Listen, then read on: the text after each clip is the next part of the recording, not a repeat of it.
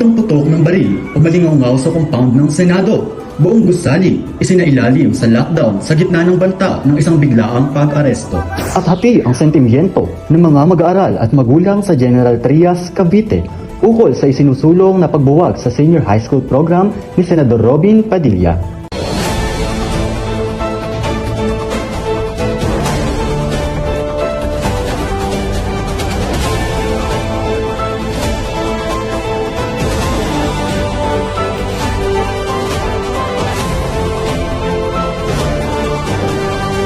Ito ang Alpas Central. Magandang araw, Luzon, Visayas at Mindanao. Ngayong Huwebes, ika-28 ng Mayo, ako ang inyong lingkod, Nathaniel Garcia.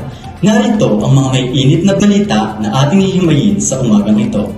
Nabalot ng matinding kaba ang gusali ng Senado nitong nakaraang Miyerkules ng gabi, ika-13 ng Mayo, matapos makarinig ng sunod-sunod na putok ng baril sa gitna ng banta ng pag-aresto kay Senador Bato de la Rosa.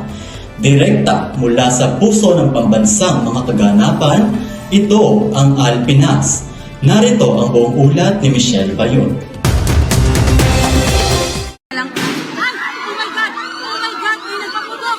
Umalingaw ang pitong putok ng baril sa loob ng compound ng Senado. Nagsimula ang kaguluhan matapos i-anunsyo ng Acting Sergeant at Arms na si Mau Aplasca na magpapatupad sila ng isang kautusan ng pag-aresto. Umingay ang mga espekulasyon na ito ay may kinalaman sa banta ng pag-aresto kay Senador Bato de la Rosa ng International Criminal Court.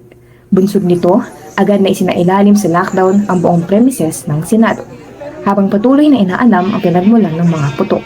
Sa kabila ng tensyon, mabilis na nakaalis at nakalabas ng gusali ang ilang opisyal bago pa man tuluyang selyahan ang mga lagbusan. Sa ngayon ay patuloy pa rin ang malalim na investigasyon kung ang kaguluhang ito ay may kinalaman sa mas malalalim na usaping pampolitika sa bansa. Partikular na ang umiinit na diskusyon kaugnay ng mga posibleng kaso ng impeachment sa mga matataas na opisyal ng pamahalaan. Nagpapahayag ng katotohanang nagpapalaya sa bansa, nakatutok sa pinakamahalagang issue ng pambansang mga kaganapan. Para sa malayang sandigan ng bawat mamamayan, ako si Michelle Bayot at ito ang Alpinas.